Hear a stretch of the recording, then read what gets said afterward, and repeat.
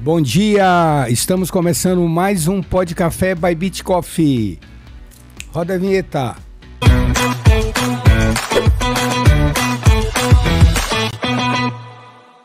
Tá começando o único podcast que tem aroma e você consegue sentir de onde você estiver. Muito prazer, eu sou Giovana Lopes. E eu sou Pedro Melo Júnior. Então, Junto apresentamos o programa. Então já pega o seu cafezinho, porque hoje o entrevistado tá demais, né, Pedro? É uma entrevista especial e tem tudo a ver com esporte, Olimpíadas e tudo mais. Estamos recebendo... Alexandre, né? Whittaker. Uau! Olha o nome, olha o nome do atleta, nome de hein? peso. Seja bem-vindo. Literalmente, faço levantamento de peso. Bem-vindo, Alexandre. Obrigado. Muito bem-vindo. Como é que são feitos investimentos para o paratleta no Brasil? Como existem incentivos, existe uma política governamental que incentiva você ou seus colegas a se dedicarem totalmente ao esporte? Bom, se dedicar totalmente, Pedro, é muito complicado, tá? Porque o Brasil ele é muito grande, então você tem realidades diferentes, né? Então, por exemplo, o que seria se dedicar em valores para um atleta no norte do Ceará é uma coisa, para nível de São Paulo é completamente diferente. Eu estou falando isso por quê? Porque hoje o que a gente tem seria a Bolsa Atleta. E a Bolsa Atleta hoje, o atleta, para conseguir a Bolsa Atleta, ele tem que estar ranqueado, ou seja, então não existe um incentivo para o fomento. O atleta ele tem que conseguir se ranquear primeiro, para depois ele entrar na Bolsa Atleta. Tá? Então hoje a Bolsa Atleta começa com R$750, tá? Então isso para nível da região sudeste é inviável, você não faz nada com R$750. E ele pode chegar até para um atleta que tem chances de medalha, de pódio, ela pode chegar até R$15 mil por mês. Só que esses R$15 mil você já tem que ter a destinação correta. Então aí você tem que pagar o seu treinador, você tem que pagar a sua alimentação, onde você treina e uma série de situações aí para... Então eu acho que viver completamente do esporte ainda não dá. Para um atleta paralímpico não dá. Agora, você há de convir comigo que R$750 para um atleta não consegue, essa conta não fecha. Não Se paga você falar gasolina para treinar. Não paga, não existe então incentivo nenhum. Então, se você pensar que para você ser ranqueado você tem que treinar antes, não existe ranqueamento, ou seja, você está ranqueado se você não tiver um treino antes. Mas isso também não foge da maioria dos outros esportes amadores, tá? Não é exclusividade do esporte paralímpico. Se a gente estiver falando fora futebol, se não me engano, tem uma estatística aí de esporte olímpico, não estamos nem falando de paralímpico, tá? Que diz que a média de salário dos atletas olímpicos é de R$2 mil. É muito pouco, né, cara? Muito pouco. É muito pouco. Realmente, financeiramente, não incentiva ninguém. É que quem é atleta é porque gosta, vai, se dedica, é porque ama o negócio que faz. Com certeza. Não pelo que recebe. Não, retorno financeiro não. Retorno financeiro. Agora até teve uma medida provisória, não sei se vocês estavam acompanhando, porque ainda iam descontar 27% de imposto de renda da premiação de medalha. Eu vi isso aí e então, parece mal, que foi sancionado uma portaria ministerial, né? Liberando todo esses 27,5% de imposto, que eu achei também um absurdo isso. Mas infelizmente é a realidade que a gente vive aqui, né? E conta pra gente, você já foi campeão brasileiro 20 vezes. Como você reflete sobre essas conquistas? Na verdade, Giovana, assim, eu... Como atleta paralímpico, eu não nasci deficiente físico, né? Eu me tornei deficiente físico. Eu já era atleta antes, só que eu era judoca. Era não, né? Eu não morri, só não consigo treinar mais judô. Eu fui assaltado e tomei 2 tiros. Só que eu fazia nutrição para trabalhar com esporte. Eu me formei em nutrição e quando eu me formei, já na cadeira de rodas, eu comecei a trabalhar na academia de um amigo meu. Então eu tenho essa facilidade muito grande para os treinamentos, porque o meu ambiente de trabalho é onde eu treino. Então, quer dizer, eu conciliei tudo isso. Então eu comecei a treinar, eu participei de uma competição, porque eu sempre fui muito competitivo, e eu falava para o meu fisioterapeuta na época, que eu estava fazendo fisioterapia ainda. Eu falei, poxa, eu quero voltar, minha vida está voltando ao normal, mas eu queria voltar a ser competitivo. Ele falou, pô, eu ouvi falar que tem natação para deficiente físico. Só que eu tô falando assim, nesse tempo, porque já faz 30 anos que eu tomei o tiro, então já faz bastante tempo que eu sou cadeirante. E eu cheguei a ir fazer natação. Só que natação, eu nadava o suficiente para não morrer afogado. E eu queria... Eu sou uma pessoa extremamente competitiva. Falei, não, eu preciso arrumar um outro esporte. Foi quando apareceu para mim o levantamento de peso. Me apresentaram o levantamento de peso, que nada mais é do que o supino de academia. Aí quando eu vi, eu gostei e falei, poxa, legal, se fizer supino eu vou estar com todos os meus amigos de novo dentro de academia. E comecei a fazer o supino e aí foi... Aí a história começou... A do rapaz de cadeira de rodas, a história começou a ficar bonita. Porque eu comecei a treinar, profissionalizei isso, porque para mim, independente disso que a gente está falando dos valores e salário, eu estava trabalhando, eu estava treinando e trabalhando onde eu treinava. E cada retorno que eu tinha de uma competição valorizava muito para mim dentro da academia o Alex nutricionista. As pessoas falavam, pô, ele deve ter alguma coisa. Sim, de bom. Se alimenta bem. Ele deve saber o que ele fala. E com isso veio os títulos, né? Hoje eu sou bicampeão mundial, sou campeão e recordista para Pan-Americano. Uau! E sou 20 anos consecutivo campeão brasileiro. Parabéns, Alex, parabéns. 20 anos consecutivos. Isso é um marco neto, né? Porque é impossível praticamente, quase, né? Eu brinco hoje... Infelizmente eu não consegui ir para Paris até por conta de uma lesão e provavelmente no levantamento de peso em Paris agora, eu seria, no levantamento de peso, tá? Eu seria o atleta mais velho do mundo competindo. Então, tanto que aqui no Brasil eu brinco, né? Esse recorde, para alguém quebrar esse recorde, pelo menos eles vão ter que chegar na minha idade treinando. Hoje eu tô com 54 anos. Cara, você tá bem, hein? Você não aparenta que tem 54 não, hein? Tá vendo? É a vantagem de ser nutricionista, né? Eu me cuido bem. Então você precisa passar as receitas pra gente. Né? Precisa passar as receitas pra gente aqui, né? Verdade. Então, isso pra mim é fantástico. E ver que a meninada ainda estão vindo, estão treinando bastante, mas ainda também não conseguem a minha marca, né? O recorde pan-americano de supino é meu. Hoje, para quem entende de supino, vai ver que é uma marca expressiva. Eu faço 192 quilos de supino. Uau! Nossa! E o que essas vitórias representam para você? No início, era uma coisa que eu acho que eu fazia muito para... As pessoas já me perguntam isso, muito para honrar meu pai. Meu pai já faleceu, já faz 16 anos que meu pai faleceu. E meu pai nunca aceitou o fato de eu ter tomado tiro. Eu sou filho único, homem, eu sou o único filho.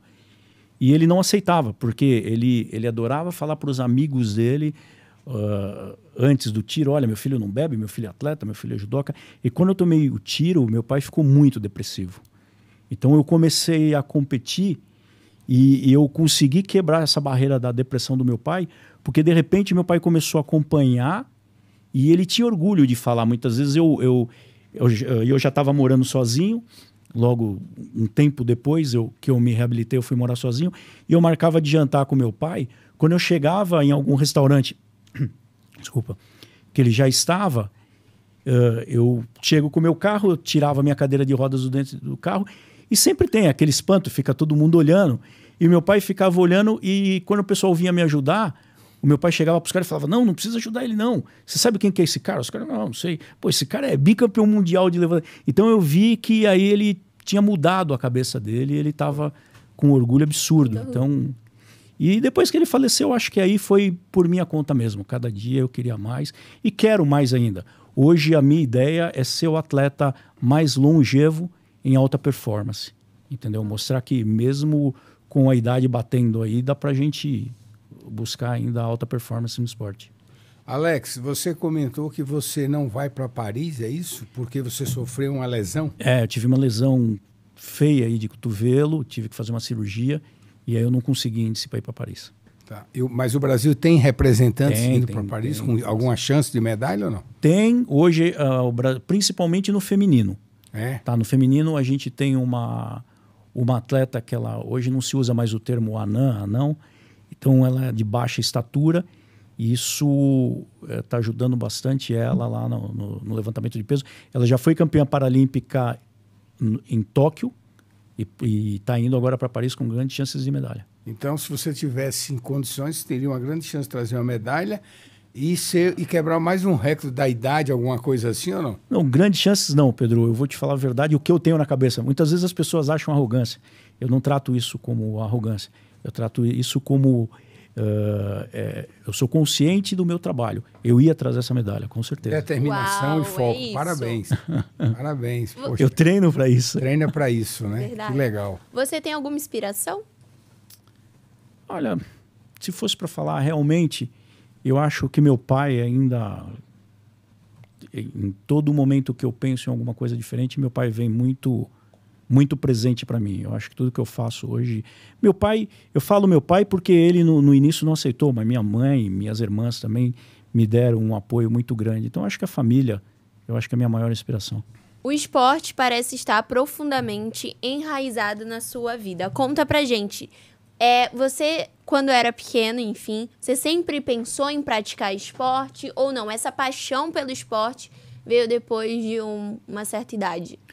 Na verdade, Ana, eu comecei a praticar judô com 6 anos de idade. Eu era hiperativo e minha mãe me colocou para fazer judô. Sério? E o judô não deixa você mais ativo, assim, agitado? Muito mais.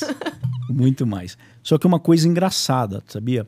Eu era um judoca mediano. Nunca tive... Eu tomei o tiro, eu tinha 23 anos. Eu já tinha sido campeão brasileiro por equipes de judô. Nunca individualmente. Eu não teria, como judoca, eu não teria nem um terço, nem perto da expressão que eu tenho como halterofilista paralímpico. Uau. Eu acho que o fato da lesão medular, né, que é o que aconteceu comigo, da paraplegia, me deu muito mais foco e muito mais determinação para treinar. E como foi para você lidar com esse assalto, né? O pós dele, como foi para você? Porque como você falou, você nasceu, né? Você não era, você se tornou. Então, como foi para você? No início, eu acho que para todo mundo foi bem complicado, né? Eu estava fazendo faculdade, então eu tinha uma rotina de vida bem ativa e de repente você ficar numa cadeira de rodas.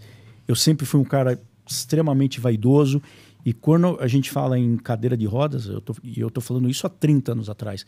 Então, o que eu tinha como ideia de um cara em cadeira de rodas, o que eu via até então era um cara no farol pedindo esmola. Eu não tinha ideia de como poderia ser a minha vida. Só que aí eu comecei, com o apoio de família, de amigos, eu comecei a correr atrás de clínicas aqui no Brasil, clínicas fora, e vi que eu poderia, pelo menos, melhorar muito o meu potencial. Os meus pais, eles sempre tiveram esperança que eu voltaria a andar. Uhum. Mas como eu estava na faculdade de nutrição e eu tinha já noção de anatomia, eu tinha já certeza que eu não voltaria a andar. Então, a primeira coisa para mim foi eu tentar desmamar dos meus pais. Em que sentido? Eu resolvi morar sozinho. Nossa, para os dois, para os meus pais, foi assim, foi um baque, né? E porque uma coisa muito legal que aconteceu, por isso que eu falo que eu foco muito isso de família, para você ter uma ideia, os meus pais, eles eram separados quando eu tomei o tiro. E eles acabaram voltando a ficar juntos de novo por minha conta. Poxa, que bom. Então foi uma coisa muito maluca. Então eu tenho isso assim, falei... E aí, de repente, depois de um tempo, tá todo mundo lá me ajudando, eu pego e falo que eu vou morar sozinho, os caras ficaram malucos. Tiraram, né? Minha mãe falou, pô, mas o que aconteceu? A gente não tá te tratando bem? Eu falei, não, pelo contrário, vocês estão me tratando bem demais. Mas, por exemplo, a minha mãe ainda queria me dar banho. Eu falei, mãe, eu tenho 30 anos de idade, pô, você vai querer me dar banho? Não dá certo, né? Aí eu tive que tocar a vida sozinho. E eu tenho passagens muito malucas, cara. Porque eu brinco até, porque assim... Eu acho que tudo quanto era centro de macumba que tinha em São Paulo, a minha mãe me levou para tentar fazer... dentro da ideia dela. Dentro da ideia dela, né? Do pensamento e do amor e do carinho, faz o impossível, né? Com certeza. Faz sim, com certeza. Vai tentar de tudo. Outra situação, eu nunca tinha morado em apartamento. Eu sempre morei em casa com meus pais. E eu comprei um apartamento e fui morar no apartamento. Morar sozinho no apartamento. Tava noivo, mas ainda tava morando sozinho. E eu estranhava. E eu saía... Eu trabalhava na prefeitura de Itapevi. Eu saía de casa... Eu andava 35 quilômetros para trabalhar. E eu saía cedo de casa. Saía tipo 5h30, 6 horas da manhã. E toda vez que eu saía, o zelador tava no andar... limpando o andar. Eu falei, pô, legal. Mas pô, todo dia. Todo dia esse cara tá aqui por estranho, estranho. E um dia eu peguei meu pai de noite, meu pai toda noite ia e dava dinheiro. Dava uma caixinha pro cara lá me olhando. Ele ficar lá. Poxa, que coisa que bacana, seu pai, hein? O amor, a preocupação. Mas eu falei, pô, mas eu preciso quebrar isso, senão não dá, né? Senão nem eles vivem, né? Alex, fala uma coisa. Você que passou por todo esse trauma, por toda essa dificuldade, na sua opinião, como que é a acessibilidade na cidade de São Paulo, cara? Zero. Porque eu observo algumas coisas às vezes e já mandei algumas reclamações, né? Porque às vezes eu vejo assim uma calçada sem a mínima condição de... Cara, nem o pedestre consegue andar. E aí os caras falam que tem... Aí no final da rua, na esquina, eles têm lá Não, simplesmente não existe. Quem fala que existe, não existe. Eu te dou fatos com relação a isso. Entendeu? Em época de treinamento eu não saio muito, mas fora de treinamento eu gosto de sair para jantar, gosto de sair para algum bar novo. E é engraçado, por exemplo, existir lei de acessibilidade... E até um tempo atrás, eu acho que pode falar o bar aqui, não tem problema, né? Não tem não, pode falar. Até logo que abriu o tão famoso aí Bar dos Arcos, lá no Teatro Municipal, eu fui lá. Cara, foi o maior constrangimento da face da Terra. A mulher nem deixou eu entrar no bar.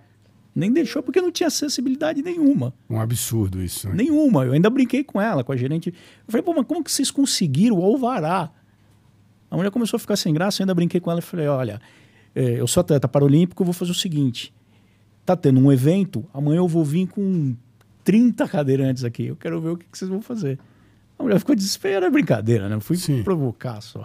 Ela ficou desesperada, mas não existe. Então, quer dizer, o que são coisas pontuais. O que existe hoje é, de repente, você ter o seu comércio e você perceber, falar, poxa, se eu tiver acessibilidade, não é só para o cadeirante, é para uma mãe com carrinho de bebê, é para um senhor de idade, sim. Entendeu? Então isso facilita muito, né? Não, mas falar que existe, não existe, cara. Não tem, né? Você mora em São Paulo? Moro em São Paulo. Qual bairro aqui? Santana, Zona Norte. Santana, eu conheço Santana bem. Alex, como você avalia o esporte para pessoas com deficiência no Brasil? Olha, eu acho que o esporte hoje é um meio de ressocialização muito grande. Isso deveria constar já na própria reabilitação das pessoas. Você melhora a autoestima, você melhora uma série de situações. Por exemplo, hoje eu nem sei o que é ir para um hospital. Eu me cuido muito, eu preservo muito a minha saúde. Então isso deveria fazer muito mais parte de uma reabilitação. Porque o que acontece? Hoje, se eu não me engano, eu não sei se ainda tiro a causa maior ou o acidente de carro. Mas a gente tem lesões aí enormes. O número de pessoas acidentadas que acabam ficando com algum problema de locomoção é muito grande, né?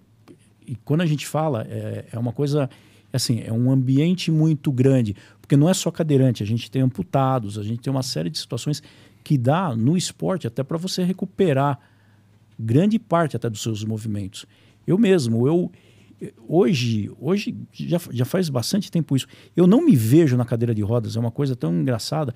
Nem eu, nem meus amigos, porque muitas vezes a gente viaja e o pessoal esquece que eu sou cadeirante, de tanto que a minha vida ficou ativa. Então mudou completamente. Eu sou totalmente independente em função do esporte. Sim. Então, por isso que eu não reclamo muito com relação à acessibilidade, porque eu acabo me virando muito bem. Se vira só, né? Se vira nos 30, como diz o... Então, eu sou bem sossegado com isso, porque senão você vai viver brigando com todo mundo, Pedro. Sim, que nem você vai ficar frustrado, cara, vai que ficar... nem vaga de carro para deficiente físico. Puta, isso então é a coisa mais engraçada. É um absurdo que eu vejo acontecer na cidade de São Paulo. Ninguém respeita, direto, Ninguém vejo respeita. acontecer. As pessoas não respeitam. Põem o carro lá como se tivesse... Você sabe quem, Cara, é um quem negócio mais absurdo. desrespeita? Eu vou te falar uma coisa que eu vi esses dias na academia. É quem tem um deficiente físico na família. Porque muitas vezes o cara tem o cartão... Eu vi isso acontecer, sabia? O cara vai e coloca o cartão e Ó. para, velho. Tem muito Alex, disso. eu vi isso acontecer com um cara que andava de moto, porque eu gosto de viajar de moto e tal, e ele tinha esse cartão, um cartão especial deficiente físico. E aí ele usava o cartão que era da filha dele, no carro dele. Eu falava para ele, cara, ele falou, não, pô. Eu falei, cara, como é que você faz isso? Cara, É engraçado. É falta de cidadania isso para mim. Total. Você entendeu? Total. Para mim isso é falta de cidadania. É que o brasileiro gosta de dar o jeitinho dele. Gosta de levar vantagem. Brasileiro. Gosta de levar vantagem. Nossa, né? cara, é assim, eu mesmo, é muito difícil eu parar em vaga de deficiente físico. Por exemplo, se eu tô com você no carro, eu não paro em vaga de deficiente físico. Eu dirijo o meu carro, mas eu posso parar em qualquer lugar. Porque para mim a única vantagem da vaga é para eu abrir a porta melhor para eu tirar a cadeira de rodas. Não é o fato de ser mais próximo de onde eu quero, nada disso, eu não preciso de nada disso. Agora, se eu tô sozinho, aí fica mais fácil Sim. a vaga de deficiente físico. Mas quando eu tô com alguém, eu nem paro. Eu deixo para quem tá sozinho, justamente porque talvez vai precisar muito mais do que eu que tô acompanhado. E grande parte das vezes eu tô acompanhado. Você acha, em sua opinião, que as pessoas hoje têm mais conscientização sobre isso, sobre a presteza, a solidariedade, vamos dizer isso, né? Que seria a palavra, eu acho que correta, seria essa, solidariedade, né? Não tem. Eu acho que tem mais conhecimento, mas mesmo assim a história do cartãozinho que a gente está falando, né? Porque hoje as coisas estão mais à mostras, né? Então, até por esse volume de acidentados que tem, então você vê muito mais cadeirantes na rua. Bastante, você vê bastante. Você vê bastante. Muita... Mas falar que tem solidariedade é muito difícil, cara. Né? Muito difícil. Muito. E para você, o que mais poderia ser feito para promover e apoiar os atletas? Então, olha, eu vou fazer uma provocação para vocês agora, até para quem está assistindo tudo isso. Vocês não fazem ideia como é difícil arrumar patrocínio para deficiente físico. Eu não sei qual é o problema que as empresas têm em se associar com um deficiente físico. Porque, olha, mesmo com todos esses títulos que eu tenho, eu só consigo patrocinadores por conta do meu network, que realmente é muito forte. E eu tenho alguns amigos empresários que aí a gente consegue fazer um trabalho diferenciado. Hoje eu sou palestrante, então eu palestro para eles algumas coisas assim do tipo, para ter esse retorno de patrocínio. Porque eu bato na porta, eu não consigo patrocínio. As pessoas não querem associar a imagem da marca dele a um atleta deficiente físico. Aí eu não sei. Não sei o que dizer. É assim, é bem complicado e contraditório, não em relação ao que você está falando, contraditório em relação ao momento que nós vivemos no mundo, onde nós falamos que as empresas elas têm que ter uma atividade social, né? Sim. E nessa atividade social, ela participa com bônus de levar isso para a sociedade de uma maneira fraterna e ter em troca não só para o atleta, mas eu digo para o mercado de trabalho também. Sim. Porque você tem o mercado de trabalho e as empresas têm uma obrigação, existe isso, inclusive na nossa Constituição, que você tem que contratar uma quantidade de funcionários com algum tipo de deficiência, se é essa a palavra correta, mas que você tem a obrigação de fazer isso. Para cada 100 funcionários. Para cada 100 funcionários. Você é obrigado a ter um. Você ter um. Exatamente, é isso mesmo. Hoje o que acontece, tá? Existe até aí é a história lá que a gente estava falando do jeitinho brasileiro. Olha uma brecha que deram para fazer. Então aí você tem uma empresa, é óbvio que para você contratar um deficiente, a sua empresa ia ter que ter toda a acessibilidade. Você tem que então ter você não tem acessibilidade. Então o que você faz? Mas você tem uma empresa grande e por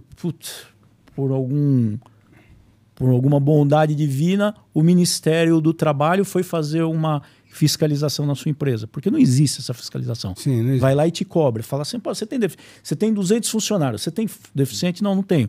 Então o que você faz? Você me contrata e fala, cara, fica em casa. Você paga um salário mínimo para um cara e fala, fica em casa. Ou então vai treinar. não precisa vir. Tá Você brincando. contrata o cara pela cota de deficiente. Tem atletas ou tem pessoas que se sujeitam a isso, né? Alguns deficientes que se sujeitam a isso. Caramba, vocês que estão escutando, assistindo o nosso programa, olha que coisa interessante que o Alex está falando aqui para nós. E está falando com propriedade, porque ele tem conhecimento. Você vê o que é a realidade. E Alex, qual conselho você dá para a garotada que quer iniciar no meio do esporte e passou por algumas dificuldades ou momentos difíceis?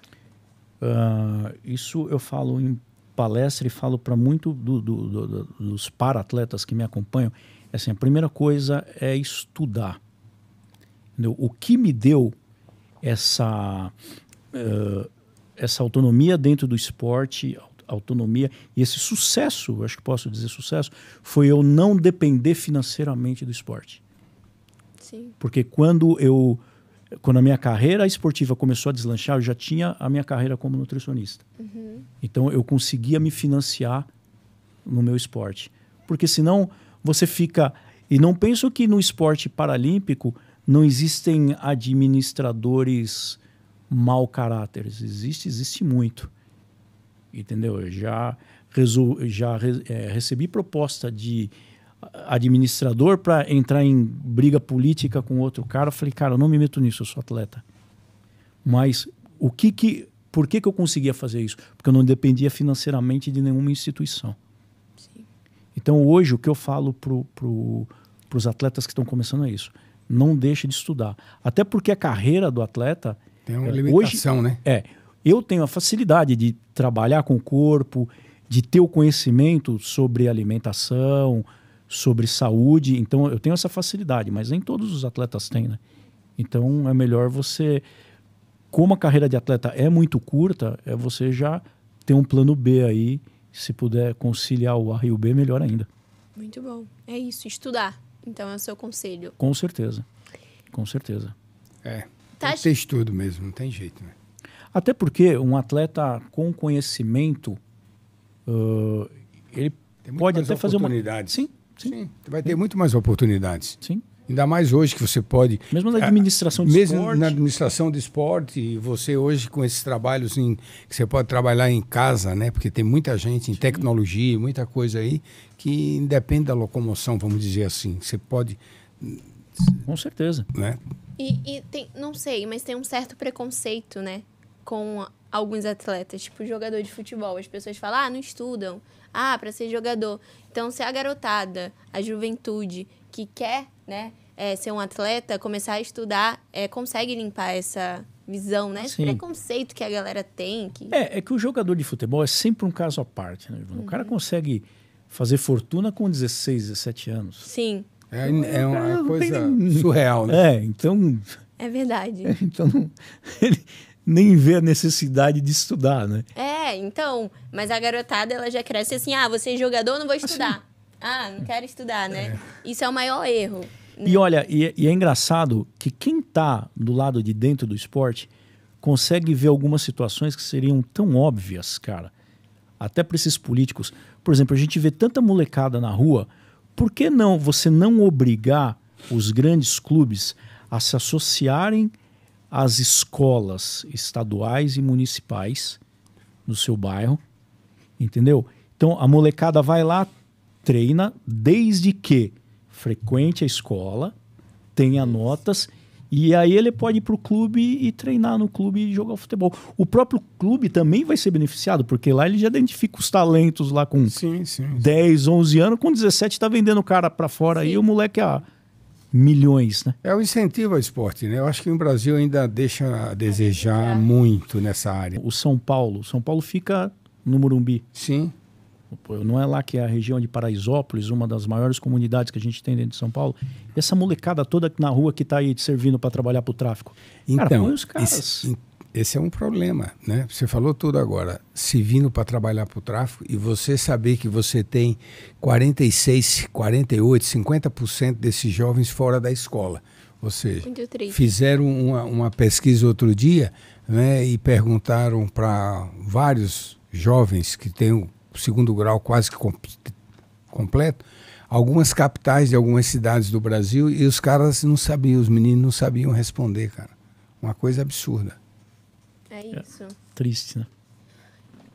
Estamos chegando ao final de mais um Pod Café, mas antes temos uma pergunta padrão. Alex, nós temos uma pergunta padrão aqui, que é com quem você gostaria de tomar um café ou quem você convidaria para tomar um café? Pode ser um amigo, pode ser um irmão, um parente, um ídolo, quem você gostaria? Olha, uma coisa que eu aprendi hoje, assim, meus amigos e parentes, as pessoas que eu gosto mesmo, então estão sempre próximas de mim. Então o café a gente está tomando sempre junto. Agora, quem realmente eu gostaria, eu acho que é o Sérgio Novak Djokovic. Eu admiro muito ele, cara. O cara, eu sou fã dele. Gosto muito dele. Gosto muito dele. Olha, eu acho que esse é um café que ia render bacana. Bastante. Legal. Alex, nós gostaríamos de agradecer a sua participação. Muito obrigada. E estamos finalizando. Mas antes, fala suas redes sociais para a galera que quer te conhecer um pouco mais. Tá, hoje, por enquanto, eu só estou trabalhando agora com o Instagram, que é o Whittaker Alexander. Tá, o Whittaker é Whittaker. Alexander. E logo eu trago novidades para vocês, que eu vou... Agora eu já estou tentando ver um novo esporte, eu quero ir para ver novos horizontes aí pra gente. Legal. Não parar. Então, gente, você que está aí, não se esqueça de se inscrever no nosso canal, compartilhar para geral, curtir e dar uns likes lá para nós. E nós queremos ler os seus comentários, então deixa aqui comentários positivos, negativos, enfim, que a produção vai selecionar. É isso aí. E nos siga nas nossas redes sociais também. E sábado que vem... Estamos aqui novamente às 9 horas, Giovana e eu e Giovana. Esperamos sábado que vem. Tchau! Fiquem com Deus. Tchau. Beijo! Beijo.